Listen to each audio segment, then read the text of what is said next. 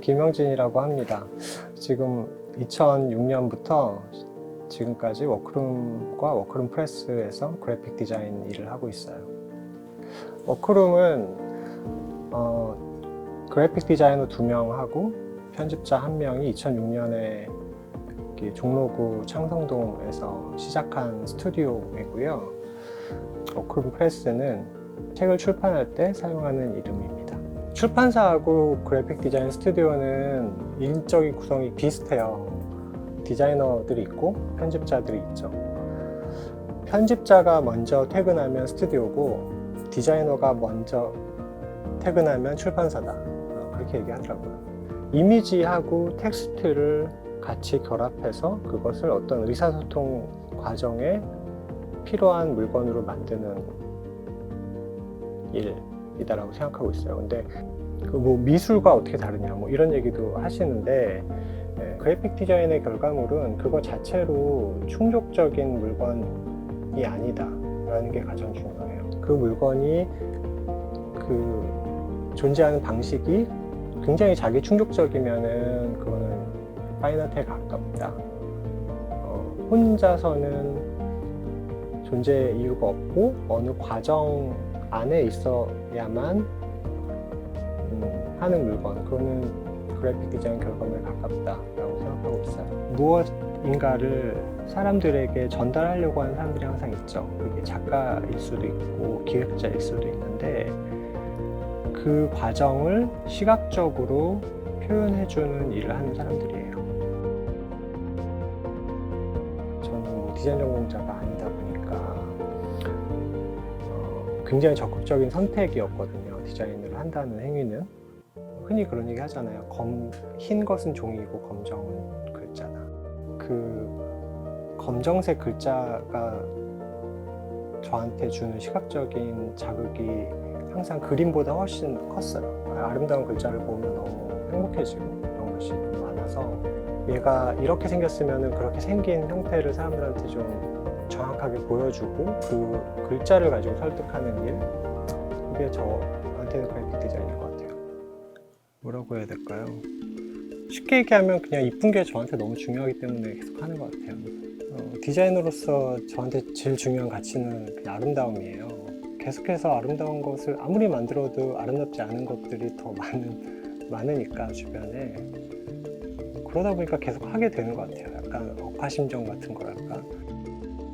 그게 한 번도 이렇게 와닿게 생각해 본 적이 없었다가 2011년에 박해천 선생님이 쓰신 콘크리트 유토피아라는 책을 편집하게 됐어요. 처음 표지에 나오는 사진의 안쪽에 국가기록원이라고 써 있는 거예요. 그냥 떠돌아다니는 데이터들을 모아놓는 조직이 있구나 라고 하는 거를 의식적으로 처음 알게 된 계기가 이 책이었어요. 그 이후로 이런 비슷한 곳들을 굉장히 전전했어요. 요즘에는 가장 많은 시간을 쓰는 게 아카이브 사이트 돌아다니는 일 정도로 의존도가 좀 커졌죠. 아름다움이라고 하는 건 저한테 해상도의 문제이기도 해요.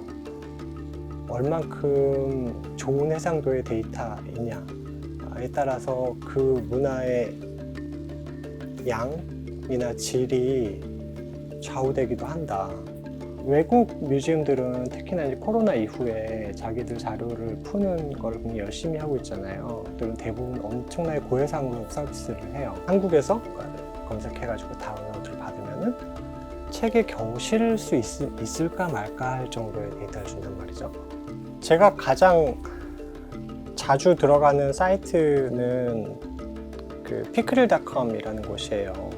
전 세계의 퍼블릭 도메인을 한 군데 모아서 이제 볼 수 있는 곳이거든요. 한국에서도 이런 곳이 있으면 너무 좋겠다라는 생각이 자연스럽게 들었어요. 한국이 퍼블릭 도메인 데이터를 안 푸는 게 아니에요. 그러니까 풀어요. 문제는 알 수가 없다는 거예요. 인류의 걸작을 가지고 있는데 100 x 100 픽셀 이미지로밖에 우리한테 안 보여준다라고 하면 어떻게 알겠어요? 저는 아름다운 화면을 만들어야 되고 아름다운 책을 만들어야 되는데 좋은 아카이브다라고 하는 것은 그곳에 필수 불가결한 요소죠. 디자인 아카이브 총서는 첫 번째 책이 있고 이제 두 번째 책이 있어요. 말 그대로 뭐 디자인에 대해서 시기별로 좀 해야 되는 중요한 얘기를 담은 책이에요. 근데 저는 항상 표지를 현관이라고 생각하거든요. 현관에서 어떤 인상을 좀 주고 싶다라는 거였어요. 그래서 이제 표지를 뭘로 할까? 어떤 시퀀스를 만들까라는데 일주일 정도를 썼어요. 요게 이제 세기 전환기를 다룬 책이었거든요. 세기 전환기에 관련된 영상들을 어마어마하게 봤어요. 새천년 맞이 국민 대축제라는, 그러니까 1999년 12월 31일부터 2000년 1월 1일이 될 때 이제 카운트다운 하잖아요. 점점 시간이 다가오잖아요. 1999년 11시 50몇 분 다가오면서 손석희 앵커가 점점 조금씩 흥분을 해요. 1분 정도 남았을 때, 여러분 이제 20세기 불과 1분도 남지 않았습니다. 이제 여러분은 어떤 생각을 하고 계십니까? 라는 얘기를 해요. 근데 그 얘기를 듣는데 눈물이 나는 거예요, 갑자기. 그래서 이걸로 해야겠다. 이게 디자인하고 무슨 관계가 있는지 잘 모르겠지만 나는 이 영상이 너무 좋아. 무슨 생각을 하고 있었네 라고 하는 것을 한 번 더 질문하게 만드는데 아카이브만큼 좋은 자료는 없다 라고 생각이 들어서, 모든 자료가 다 중요하지만 그게 자료가 유효해지는 숙성기간이라고 하는 것이 항상 있는데, 얼마 전부터 88 올림픽에 대해서 사람들이 막 궁금해하기 시작하고 그거에 대한 책도 나오고 90년대 음악에 대해서 막 사람들이 들여다보기 시작했고, 이런 것처럼 그 공감대가 오는 순간이 있는 것 같은데, 그 공감대라고 하는 건 어떻게 오느냐라고 하면은 거리를 두고 볼 수 있게 하는 거리감이 어느 시기에 만들어지느냐인 것 같아요. 시간이 필요하죠. 각각의 데이터들이 나한테 의미 있는 데이터들로 다가오는 그 순간이라고 하는 게 필요한 것 같아요. 워크룸과 워크룸 프레스의 계획은 올해가 이제 15주년 맞았어요. 저희가 15주년을 일단 어떻게 하면 자축할 것인가 라는 생각을 하고 있고, 제가 얼마 전에 그 주변에 이제 동료들하고 그런 얘기를 했었는데, 한국에 있는 여러 그 퍼블릭 도메인 데이터들, 그러니까 공공누리의 데이터들을 한 번에 모아서, 그러니까 꼭 거기에 이제 모아놓는 건 아니겠지만 검색할 수 있는 포털 같은 걸 만들고 싶다라는 얘기를 했었어요.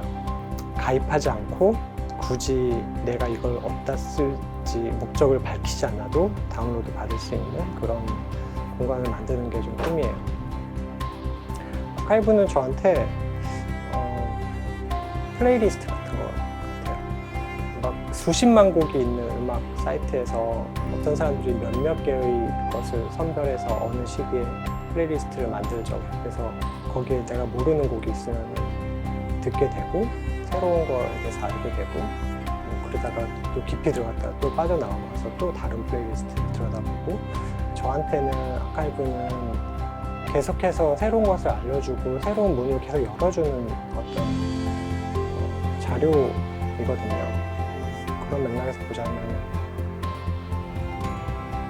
플레이리스트다라고 말씀드리고 싶네요.